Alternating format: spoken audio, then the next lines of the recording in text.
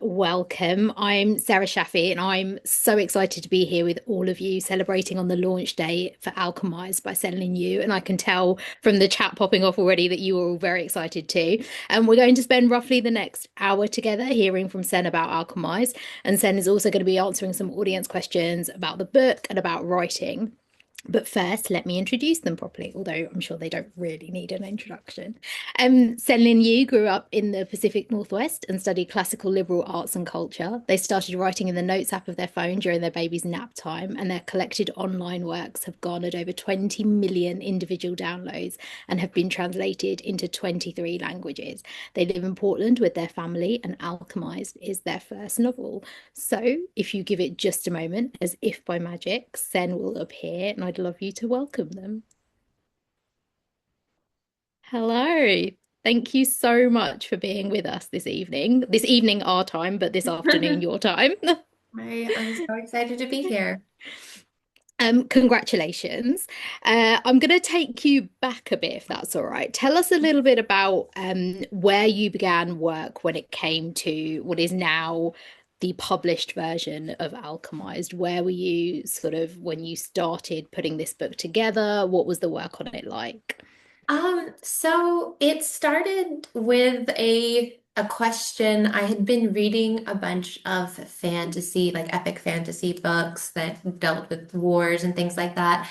And I kept finishing them and not being like satisfied with the endings, like with the things that were wrapped up in that versus the things that were sort of just kind of like left to the side. And really wanting to find a book that would address those particular things. And I wasn't finding it anywhere. And then I had kind of this idea of wanting to write, kind of having this idea of like questioning like a spy and like what kind of like things would a spy decide were acceptable in order to maintain their cover versus like what's an act that would be so like cross the line so much that like whatever they were attempting to achieve by being undercover for so long, all the things they've done along the way that they would suddenly change their minds and say, actually, I can't go this far, or they would have to like reevaluate that. So kind of the ethics of spies and wanting to get more into like the messiness of maintaining a cover, of being on, acting very clearly in the interest of the side that you are secretly not on. And so that was originally the concept that I started with for Alchemized. And then as I was trying to expand that and figure out exactly what it would look like to write that story, how I wanted to write that, what kind of like plot was really, really compelling. Then I started thinking about all of the other things that sort of tend to disappear in war stories. So just like all the different figures and the different labor and all of the different work that doesn't like lend to a really neat narrative of here's the good Mm. guys and here are the bad guys. And once it's all over, you can say it was all worth it, and everyone's supposed to move on and just be glad that they were victorious or whatever. And they don't really get to delve into the horrible choices that they were forced to make along the way because the story requires like a stripping of nuance in order to just make it something that's very black and white. And so anyway, so then it kind of evolved from being just about like the whole ethics of spies to being this full kind of question about like what do we overlook in a war story? Which figures, what kind of labor, what kind of contributions do we just tend to ignore and erase and overlook? Mm.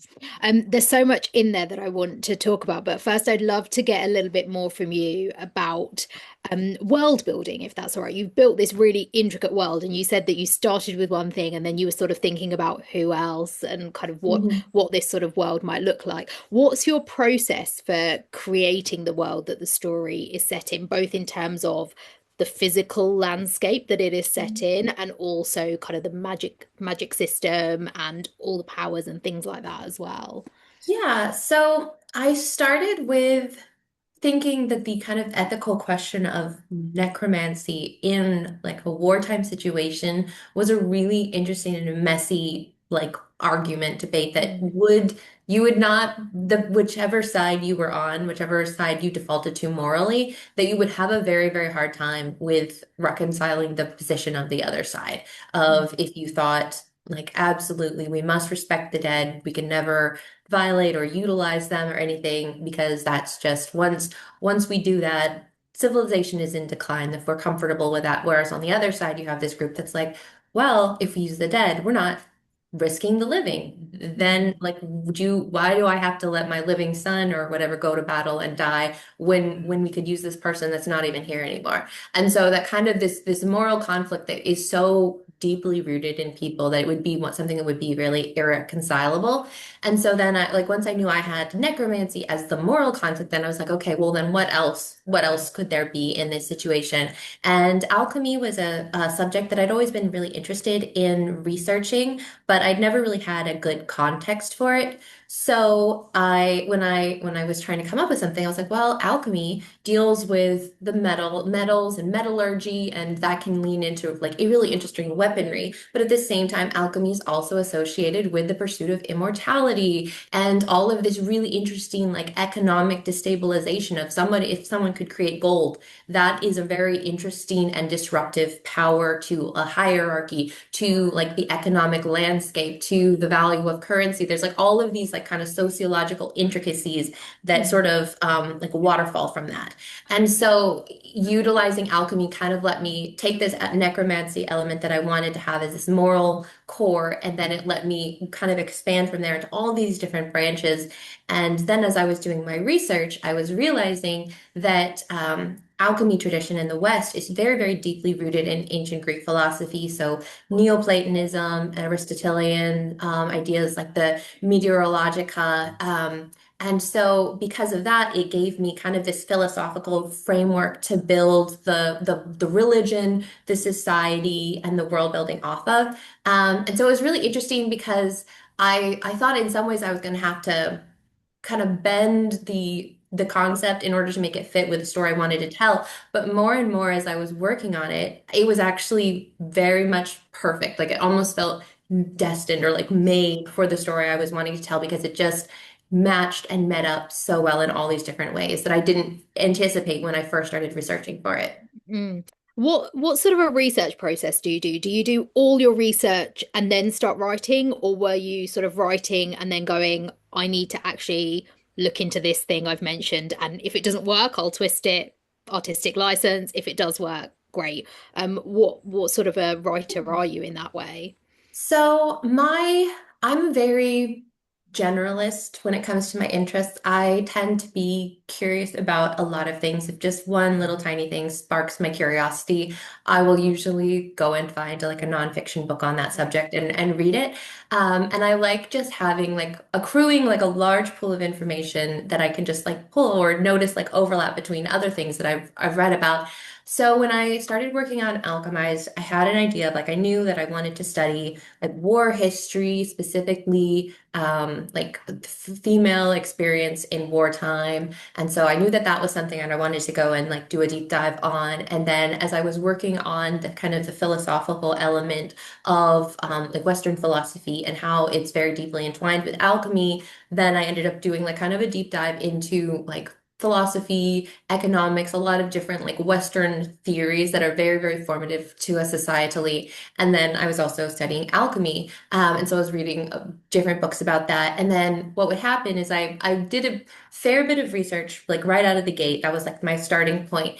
And then I did I did the first draft and then I revised that. And then when I sent, that was the version that I sent off to my editor. And so while she had that, my editors had that, then I went and I read like a bunch more books while I was waiting. And that was really helpful because it kind of helped me. I knew what I had put to paper by that point, but then I also knew the areas where I really needed to like have more information so I could more precisely like synthesize it into the story and how to explain it. There's the quote about like if you can't like explain something to a fifth grader, you don't understand it yourself. And so for me, trying to keep researching and making sure that I was understanding these concepts in ways where I could communicate them in a way that wasn't too overcomplicated in the story. And so doing that during like the editorial breaks was kind of helped me stay really fresh in the subject and the information that I wanted, but also helped me keep like kind of figuring out more and more precisely which things I really wanted to make sure made it into the book. Mm.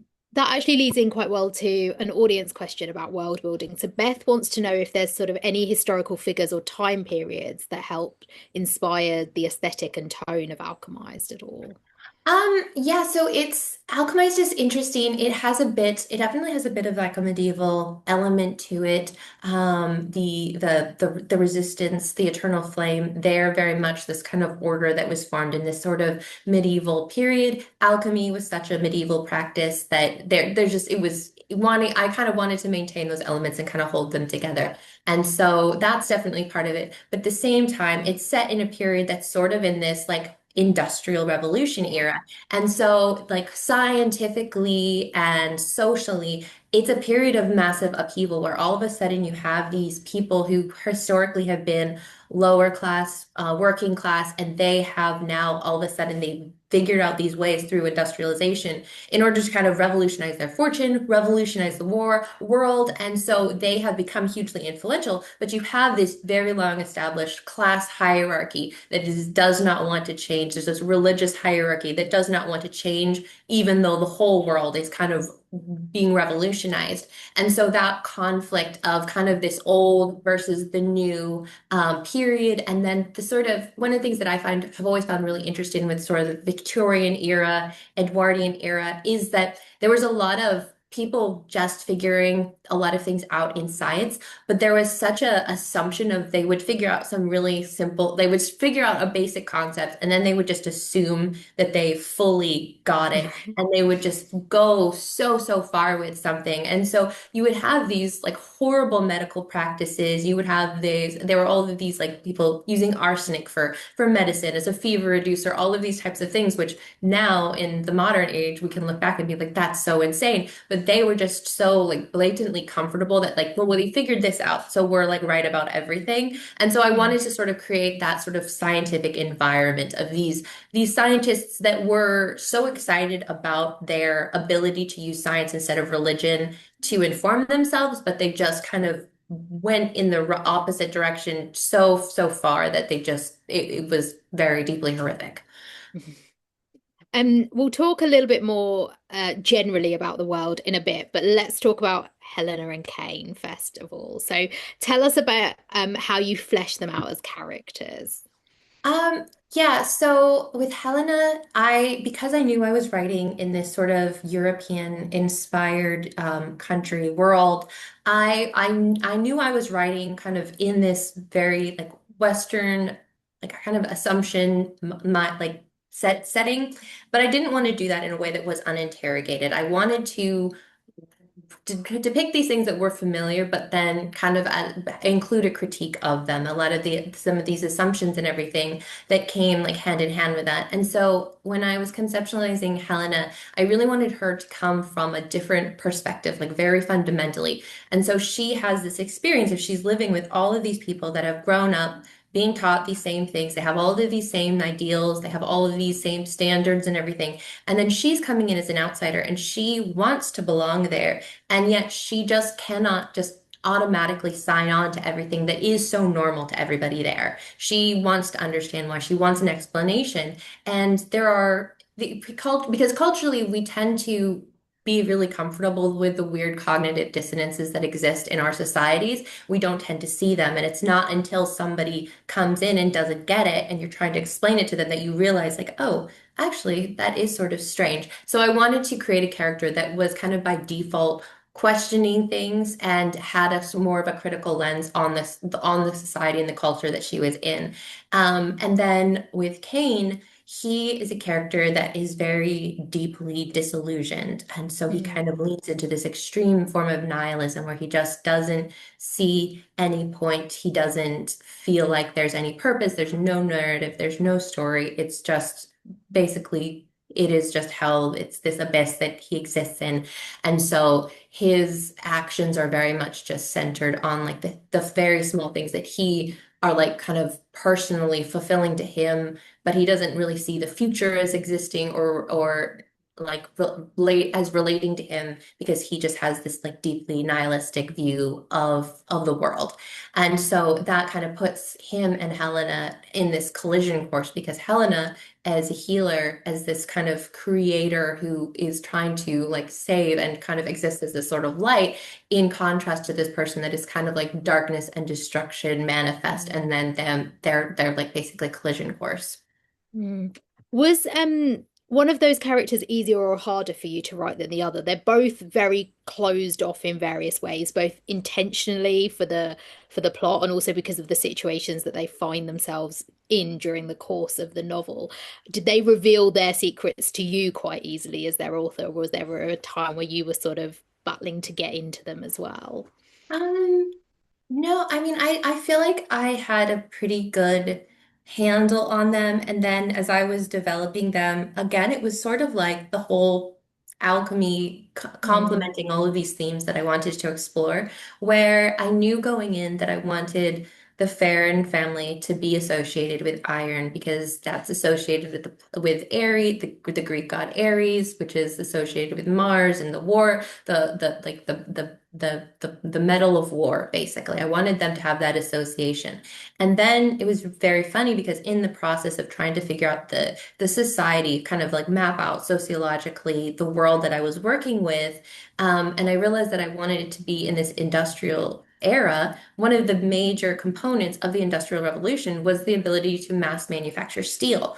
And obviously steel is made from iron. And so then I was like, oh my goodness, I already knew from the, like out of the gate that I wanted their metal to be iron. And this mm, gives me the context to then create this like working class family that discovers this revolutionizing, like worldwide revolutionizing like technique. And that kind of throws them stratospherically, financially into this new place. And yet there's already this class that does not want them to be part of it because they view iron is lowly and corruptible. It rusts, it doesn't last, it's not pure like gold and silver and things like that. And so it was really funny because it sort of just naturally fed into the story that I wanted to tell. Or with Helena, I wanted her to have like a very particular multifaceted perspective on the world. And so I wanted her to come from a place that would be exposed to a lot of trade. And so she was kind of encountering like more than just one culture, one group, like set of philosophies, one religion. And so I wanted her to come from like a trade island that was removed. And so she's an immigrant and she's also come from a place where there's just a lot more ideas just always percolating because you have this more of this trade region. And so I knew where I wanted her to come from. And then as I was doing more research, it just like ended up feeding into all of these other things that I wanted to have like about like I really wanted her to have like very, very uncontrollably curly hair because I use her hair as a kind of representation of how she has tried to suppress herself in order to assimilate and be accepted in this culture where everyone else is very much homogenous in appearance and everything. And she always visually people just look at her and they know that she is a foreigner. And so mm. her hair is very, very like wild and curly. And so she braids it really tightly in order to try to hide that so that people don't see her and immediately mark her as other. And so as I was world building and developing her origins, where I wanted her to like kind of philosophically, culturally, what kind of foundation I wanted her to have, it fed into exactly the way that I wanted her to look as well. And so it was really funny, these things that I would have like this small reason that I went in this direction. And then as I progressed, there was like all these additional reasons why that was really the perfect like decision that I had made, which was really funny and nicely validating, but kind of just ironic because it wasn't like I had like masterminded this out of the gate. It just kind of all came together. Um, I mean, I don't know if this is you have a similar answer for this as well, but how did you move all the other chess pieces together of all the other characters? I mean, obviously we spend particularly, I don't want to like spoil anything for anyone, but a good two chunks of the book we spend in very close proximity to Helena and Kane, but there are obviously lots of other characters. Did you have a lot of those in mind beforehand, or again, was it as you sort of went in and you sort of knew you needed various things and it turns out that your research had already put those pieces and those characters into place.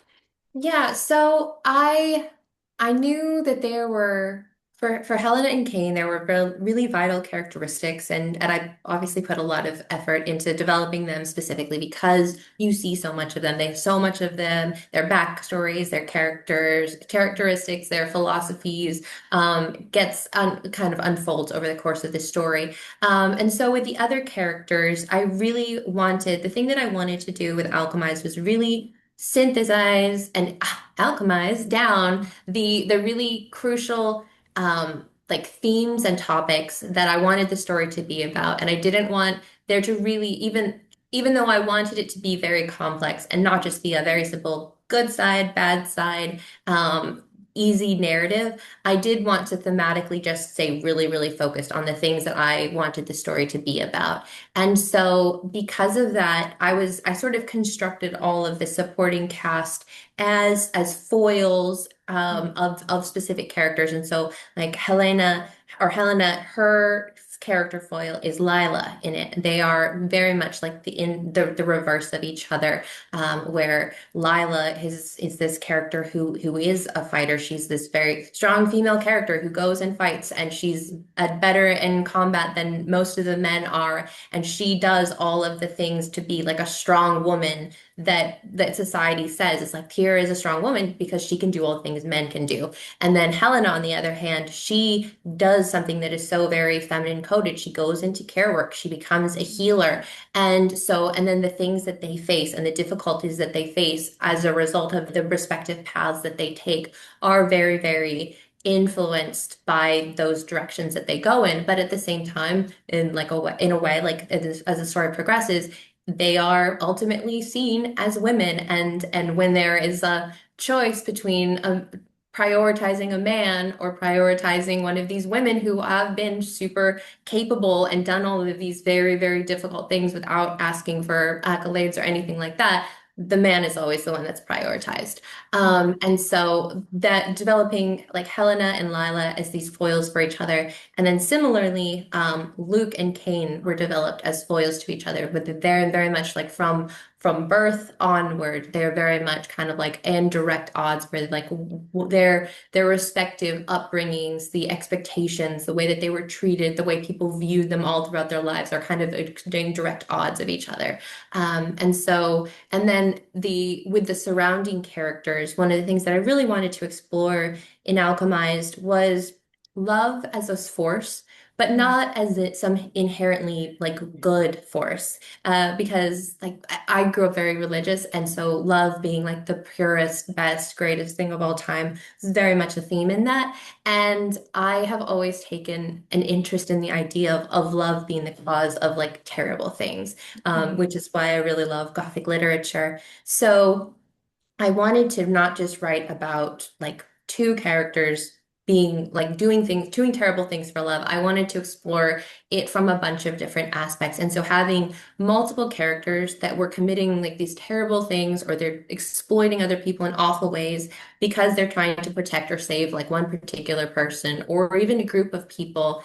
And then setting them all in kind of in a collision course, I felt like it really turned up the tension of the question of like, is it redeemable to do all of these terrible things if you do it for love? Because is sort of this weird societal thing of like, if you did it for love, if you did it because you were trying to protect somebody, then there's this, it's sort of like understandable or Mm. forgivable that you did that. And so having it be not just one character that was doing that, but multiple. And so you see it happening from one particular character's point of view. But if I had written the story from the perspective of all these other characters, like they had just as legitimate desire to protect and save the character that they were invested in as Helena, who we Mm. see the stories from. Mm. A couple of audience questions about character. Carla wants to know who your favorite character to write in the book was, and I don't know if this is like asking you to choose a favorite child, but Gosh, I mean, I love Helena so much. Uh, but Amaris, who okay. you will not know who that is for a while, it was extremely fun, fun to write. And that was probably one of the most surprising characters where I definitely didn't know until I was pretty far into the book that I needed this character to exist. And then once I kind of invented them and put them in, then I was like, oh wait, I can do like so many things with this.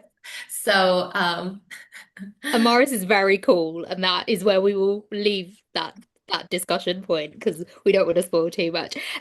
Libby wants to know how you stayed connected to the characters given the emotional intensity of the story. I am quite a like I jokingly say that I'm a method writer, and I get very deeply in the headspace of the point of view character as I'm writing. I used to do theater, and Okay. I was quite a bit of not in the like I stayed in character off stage or anything, but when I was on stage performing, I would get just completely into the mind space, the headspace of being that character. Um, and so when I write, I still do that, especially dialogue scenes. I get very, very deep in the POV of the character.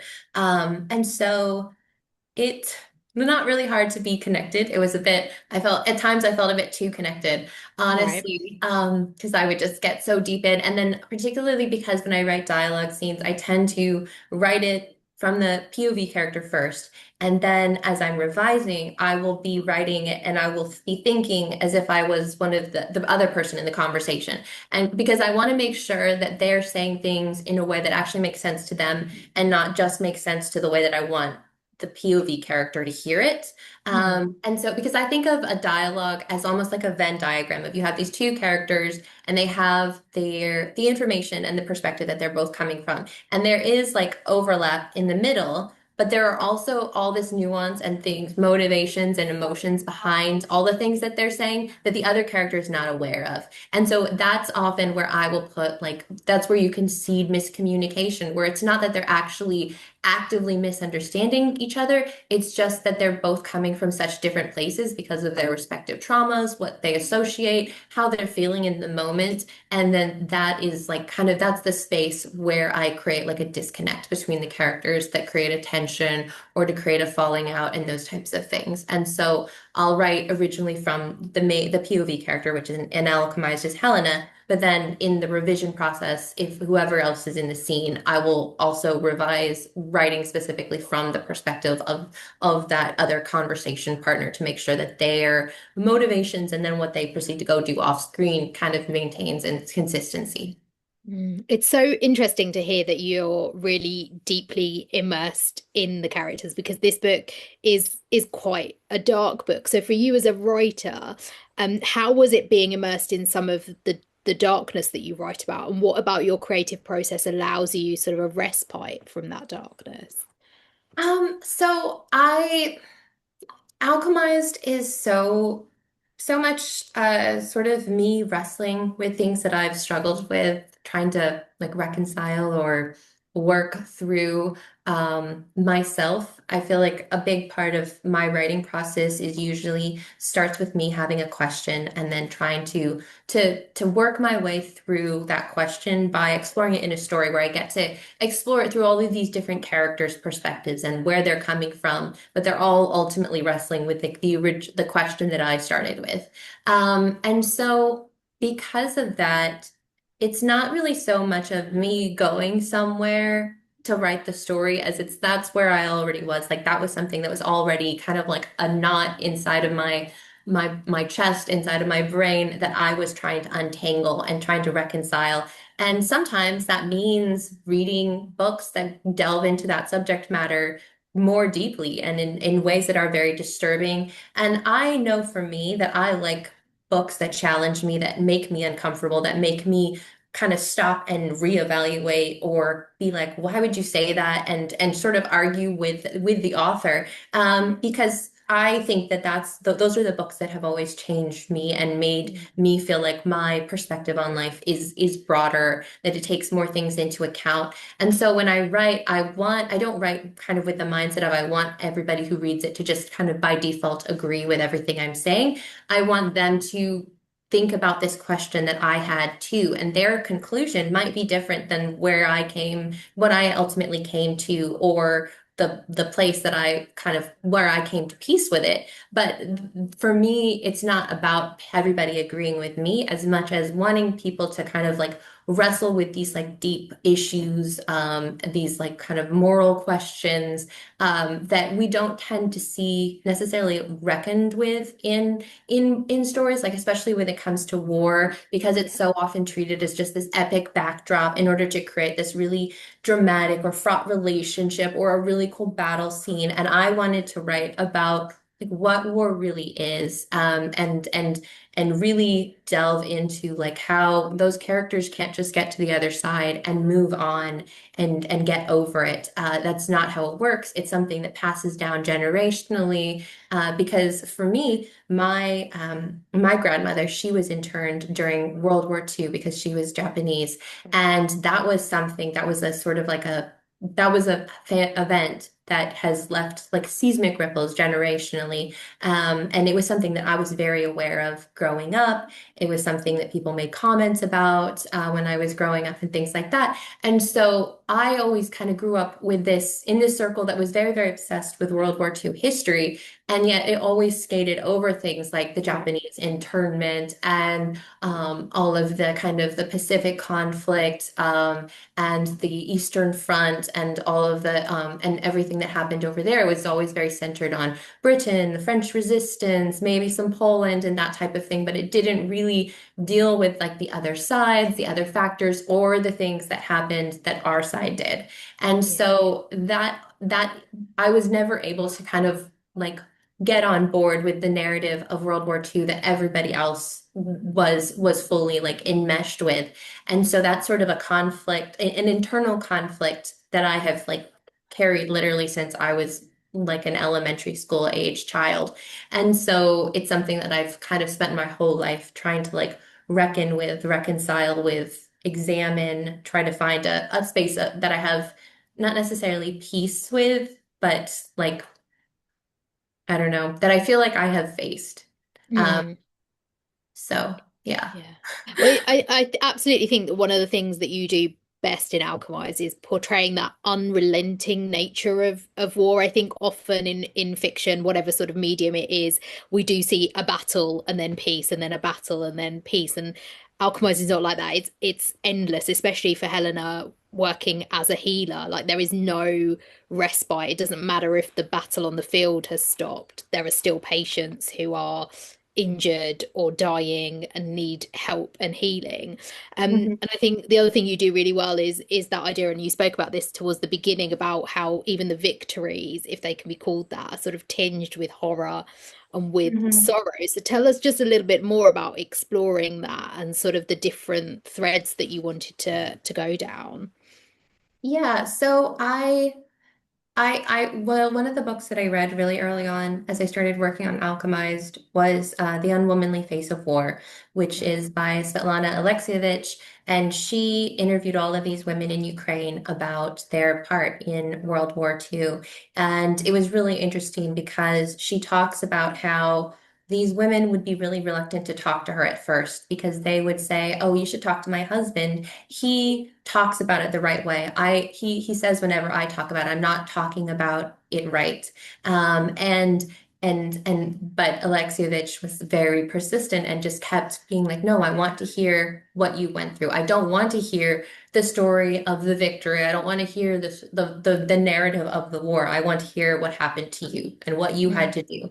And then even after she had done these interviews and she was wanting to publish this book, then she ran into the censorship office and they were very angry about this book because they felt like it was tainting the story of the victory, the narrative of the victory that they had created with all of these women who so bravely fought, but they were very much deified, turned into these archetypes of these just like virtuous, wonderful, self-sacrificing women without ever delving into the awful things that they had to endure, the awful things that they had to do in order to survive, in order that in their role.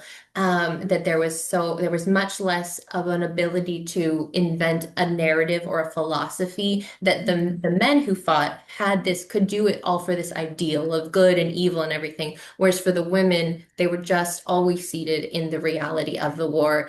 And one of the other things that Alexievich says is that when she was working on the book, that reality seemed dulled after being so deeply immersed in the story of war because it's so much, it's so intense. There's never any like small emotions. Everything is just visceral and excruciating. Every choice always is just, it kind of is torn from you.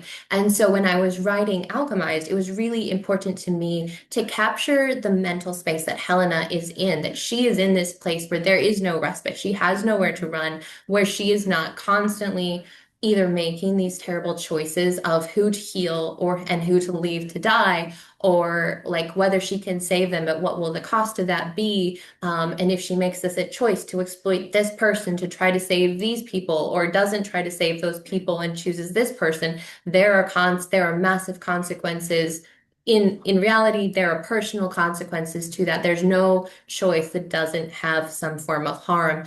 And so I wanted readers to kind of go through that with her because she makes such horrible choices. Yeah. If these experiences that she was having that were driving her to these choices were off page and you weren't feeling them alongside of her, you would just be like, wow, girls, just sit down, think, take a nap, and you'll wake up and you'll have like a Mm. much more even keel understanding of the situation. But there's no time, there's no opportunity for that. The choice always has to be made like right now.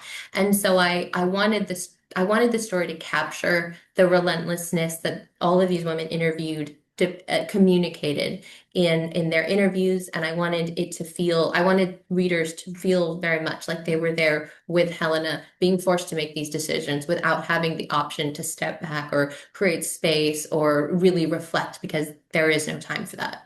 It really reminds me, I think one of the things that stood out to me sort of around that area is I think this might sort of be something you touch on a couple of times during the novel is or there's a definite moment where the war or the battle is sort of going in the favor of the resistance, but Helena's like, I didn't realize that because you Mhm. might see that on the front line, but to us it doesn't, nothing feels like a victory really, Yeah, because all we're seeing is death and destruction that comes yeah. through the All doors of the hospital. And it really, like, that sort of moment really, I think, distills Mhm. very well what war is like for Mhm. people.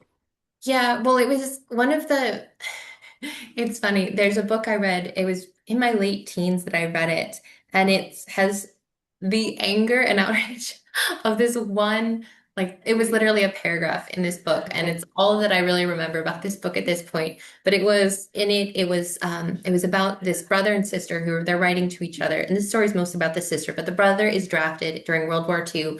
But he feels incredibly he just feels like he can't become a soldier, that he can't kill anybody, that that's just something that he's just too sensitive. And he's always been like a poet kind of artist character. And so it's treated as like, oh, he's just so emotionally sensitive. He can't do it. And so he's wrestling with this after he's drafted, like what he's going to do.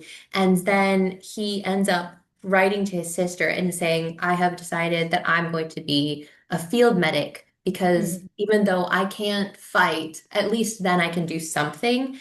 And I just, it, even like I was just so outraged by Mm. like this kind of conflict resolution in the story of that being a field medic caring for people who are injured in the battlefield was this like lower, like kind of do the best you can form of heroism, whereas being out in the Mm. battlefield and killing other people, like there's the real like heroics. That sort of that the cognitive dissonance of, instead of trying to kill somebody, that you are making the effort of trying to save them, of trying to heal them, of trying to protect them. Like, I feel like that is, you're making yourself so much more vulnerable because you're Mm. almost always, in a way, losing. You're always seeing this awful, awful piece of it. And you never, almost never, even if you do save these people, if they survive because you stopped the blood from flowing, you were able to save them, they're just rushed off to the next place. There's very little acknowledgement, and so often in hospitals and medical settings, it is very much a, when you fail, it's the doctor's fault, it's the surgeon's fault, it's the nurse's fault. Like, why didn't they do more? Why weren't they more on top of things? Why didn't they notice these things? But if they succeed, if they pull off the miracle of this emergency surgery or whatever, then it's like, oh, God led your hands, God saved them. And it's like there's never any acknowledgement. There is only like the criticism is the only thing that you get to have if you're in those roles. Like, you only merit notice if you don't live up to everyone's expectations. But even when you do, just people don't pay attention or they attribute it to something else aside from you. Mm. You talked just a little bit ago about sort of a collection that you'd read of women's experiences of war. And I think Alchemized is a novel in a lot of ways about women and about women's labor and about both literally and not silencing women, particularly in times of war. Tell us a little bit about the sort of feminist groundings of the novel and your relationship with feminism and how that informed the book. Yeah, so part of one of the things that I had struggled with as I was kind of like coming into my late teens, entering my early 20s, was that was right when like kind of the strong female character books started taking off. And it Yeah. was always and I was really excited when it first started because I was like, yes, show that girls can do all of these things and everything. And then as those books just kept coming out, the consistent thing was that women were strong because they were doing things men did. And so like they would still be girly or something, but all the things that made them strong female characters was that they were doing these things that men did. And it was never about saying like actually when women do these things that are incredibly sacrificing, when they are when they are doing this care work that is completely thankless, that is actually a form of strength as well. There wasn't any of that. It was just if you want to be strong, you have to be. It's a completely strength. Basically, is always male coded exclusively, and so really wanting to write a story that pushed back on that, and then writing about all of the ways in which societally we just sort of turn a blind eye to all of that strength and all of that labor because it doesn't fit into like this definition that exists of like this is what strength is, this is what being important is, and so and I mean it's kind of been this evolving thing of the realization of like oh all of these great male authors, they just got to like wander around in the pastures and spend years writing while their sister or their mother or their wife did all the labor, raised the children, and so that they could go up and develop like a philosophy or Mm. what or and all of these different things. And so the question of like women have been so invisible in history because it's been decided that all the things that they do are not valuable. If they do art, it's a craft. If they when they produce things and it's a household, if they spend the whole day doing domestic labor, which is the reason that men can go out and do and change the world, that work is invisible and therefore it doesn't matter, even though it's the foundation that all of this world changing effort is dependent upon. And so I really wanted to not write a story that was all about like look at this strong female character. If she just does all the things men do, then it can show that women are just as valuable as men. I wanted to write about like a story that was really highlighting the way that we don't look at those things, we don't see those things, and that's in the story that occurs, but then kind of wanting to turn the lens at the end of looking kind of having readers kind of like look up from the book and then start seeing that in the real world of like realizing that this is the same thing that happens in the real world, that there's all these people that are not in the history books because they didn't win the battle, they were not the general, and so like how many people just don't exist because we've decided that all of the sacrifice and labor that they did um doesn't fit in our like our archetypical like definitions of what a hero is, and so that was really what I wanted the story to be about. Yeah, which actually, talking of definitions of a hero, because I think another thing that you do brilliantly is interrogate what it is to be a hero. And I think our definitions of heroes have changed over the years. Like, if you actually stop and really think about it, was Achilles a hero? And I Mhm. think in Greek times, in ancient Greek times, he was, but I would argue that actually he really wasn't. And in your novel, heroism doesn't look how we have been sort of conditioned to think it looks like. And the so-called heroes do terrible, terrible things in the pursuit of a so-called greater good, as it were. Tell us a little bit about exploring those ideas of heroism. Yeah, so I was actually just recently reading this book that is called War is a Force That Gives Us Meaning. It's by Chris Hedges, and he's a journalist who goes to like combat zones and reports on that. And so he was writing about all of these different wars that he had witnessed very, very up close, and how the conflicts will often be these really like odd small things, and then they will just be turned into like this black and white difference that gets reduced down, down, down until it's super simplistic so that people can really sign on and feel comfortable killing somebody about that. And how, but ultimately there is always this very complicated reason why these conflicts broke out. A lot of it has to do with corruption, or there's this book called Elite Capture, and it talks about how people in power co-opt these different social issues, problems that are happening in society, and they co-opt those things and they use them to their advantage. And so often conflicts will start with that sort of elite capture of there is this social problem. And so these people who want to take advantage of that, who want to gain power from that, they tap into that resentment or that fear, etc. And they magnify it, they keep turning it up higher and higher and higher until it turns into this black and white dichotomy that people can just throw their whole identities in and feel comfortable like killing or dying for. And that's just the thing is that we have done that for so long.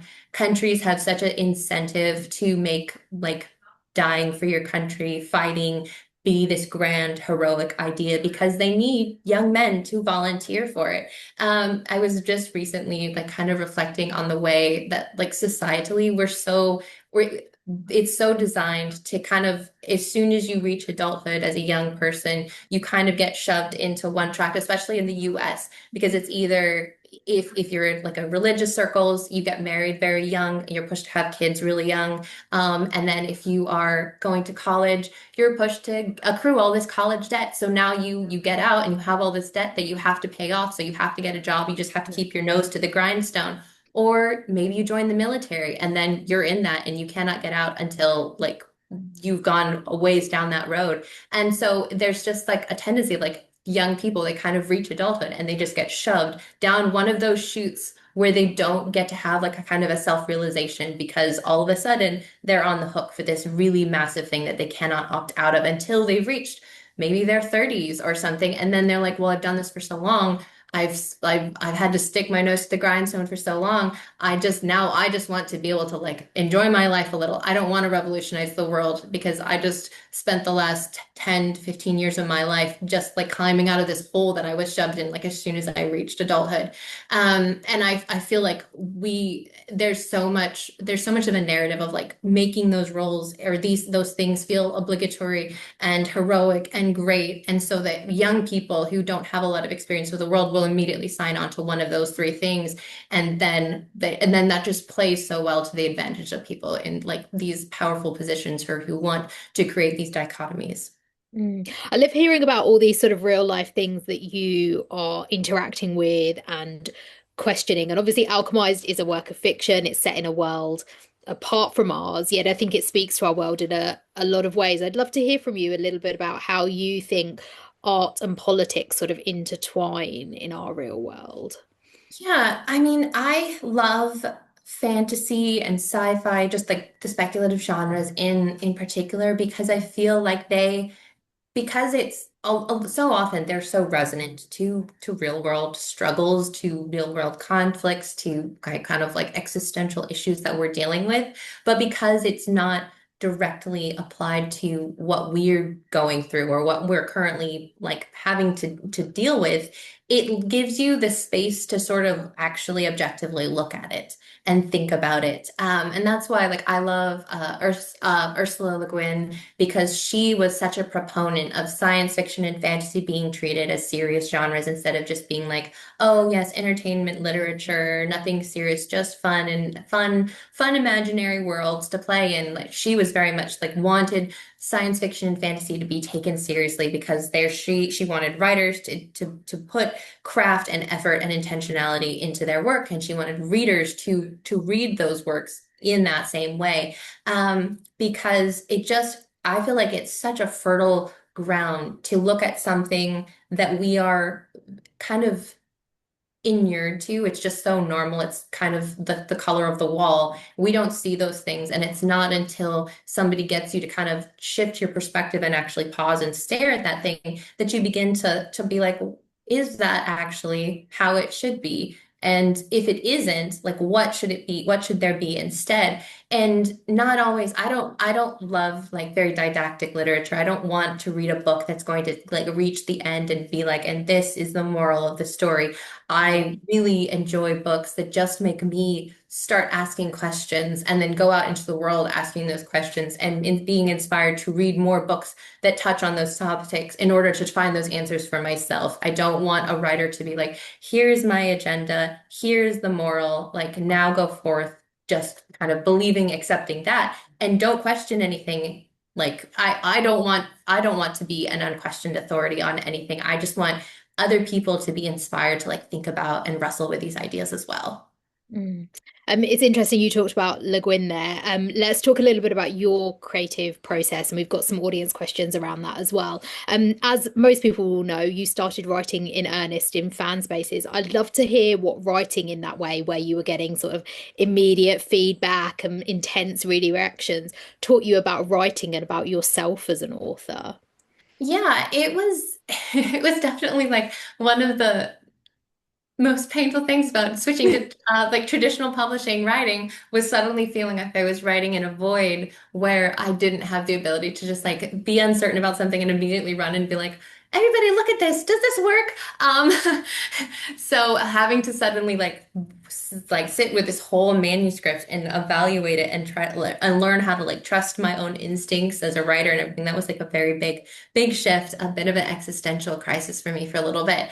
But I really enjoyed writing in a fanish space initially because it was so there's so much freedom there. It's such a there you can do anything. You can just write from whatever you're passionate about, what you're inspired to write about.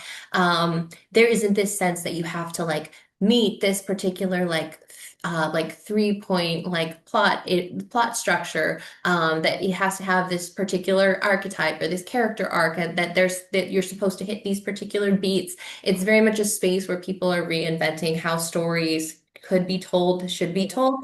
And especially that comes from the fact that it is historically, fandom has been a space that marginalized people have tended to be drawn to because they don't see their stories in media. They don't see their stories in literature, or they don't feel like the ending of those stories reflects like the things that resonated with them when they were reading it. Where like I know for me, I would often read stories where I would really relate to a character, but then at the end of the book, in order to wrap everything up, the character would just move on from that. And I would feel all of a sudden very erased, because I would be like, well, I went through something that was somewhat similar or whatever, and I'm not over it. Like I can't just be over it. And it was so much smaller than this version that this character went through. And so wanting to like go on online to a fan space and write like how I think that character would actually process Mm. that thing or work through that or what it would be like to live with that for this character.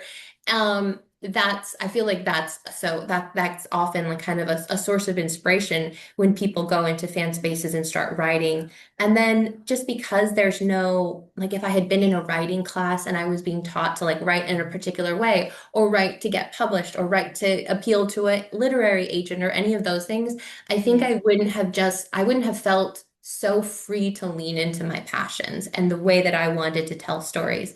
But because I was just in this like community fan space, I felt like I could just write what I wanted. And there were periods where I had people who very much did not want to read the thing that I was really intent on telling, the story I was really intent on telling. And I was just like, well, this is the one that I want to Yeah. write.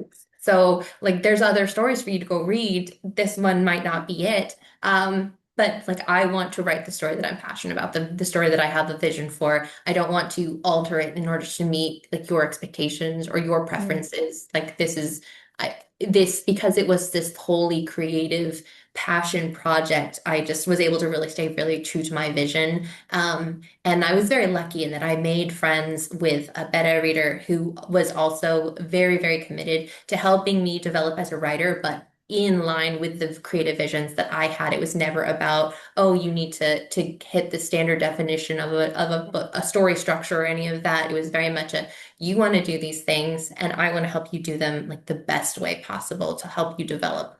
And so that was just such an incredible way to like kind of develop and evolve as a writer. Mm. Well, leading on from that sort of about freedom in lots of ways, Caitlin wants to know a little bit about the publishing process.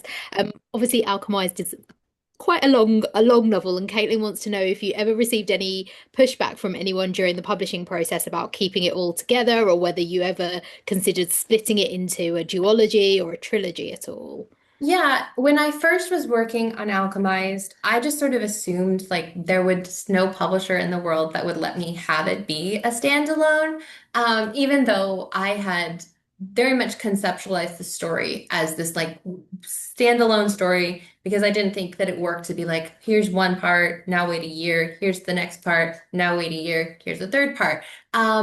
But I didn't think that that the publisher would spring for that because I just felt like all the books that I was seeing were like it was supposed to be a trilogy and then they decided to make it 8 books or something. And so I was like, I think a trilogy is as short as I would be able to even swing Yeah. it. So I initially when I was world building and like kind of outlining the plot and how I wanted it to progress, I was outlining it to be a trilogy in order to accommodate the fact that I felt like I was going to be forced to do that. But then my editors were just like so incredible. And they were like, no, we agree that this story is best experienced as a standalone, that you go through this whole journey as one. And it's not this, there aren't these long lulls and this like breaking up of the way that it runs. And so that was really neat. But then obviously I had to then condense all of this like massive world building, like trilogy size world building that I had done and try to like synthesize it down to be able to fit into this book. And it was great because they were like, we know that this will be a big book. We know that this will be a brick, and that is okay. There were limits on how much of a brick it was allowed to, which I definitely still was like bumping up against the ceiling of. Yeah. But no, they were so great and they were very much supported the vision of the story as a whole and wanting to for it to be published in a way that like spoke to that as best as it possibly could. And so not breaking up into a trilogy so that we could get people to buy 3 books instead of just Yeah. one. Well, I think also I mean, this is a conversation for another time, but a trilogy structurally would be, I imagine, completely different. Like you couldn't just split this into three sections and have the three books like taking on Mhm. each section. I think it would be a completely different book, and I love this book, and I'm very glad. I'm very glad, even though it might have been a lot of work for you to condense everything down, that it's all one book. We are rapidly running out of time, which I cannot believe. So I'm going to end with an audience question from Grace, who wants to know what has been your favorite part about having Alchemized published. And I know it's sort of day one of being Yeah. published, but obviously there is a lot that's come before. So I mean, I'm so glad that it's like finally out there that because I know there's so many people that have been so excited and it's literally me. I started crying last night when like we hit midnight at the release party. Um it like I'm so happy that it's finally out there in everyone's hands because like in this process they were just like the rollout was very slow partly because we didn't want things getting spoiled preemptively and things like that and then also just because there was so much enthusiasm like choosing like advanced reader copies and stuff like that we had to be super limited because like once it was like oh well anybody who's so excited and really passionate should get one that was thousands and thousands and thousands of people. And so it getting like finally reaching the point where all of these people that have been so enthusiastic and passionate and excited and finally getting to like this book to be in their hands, I'm just like I'm so glad that we've made it. amazing. That's thank you so much for spending this time with us, especially on launch day when I know you've got a lot going on. It's been fascinating hearing lots more about this book. Thank you to everyone who's watched and for all of your questions. And I hope for those of you that haven't started reading yet or that haven't finished it, I imagine a few of you have finished it already, that you very much enjoy it. And on your behalf, Sen, thank you so much for your time. We really appreciate it. And that's a Well, Goodbye thank from you us. all for coming. I'm so glad that we could do this.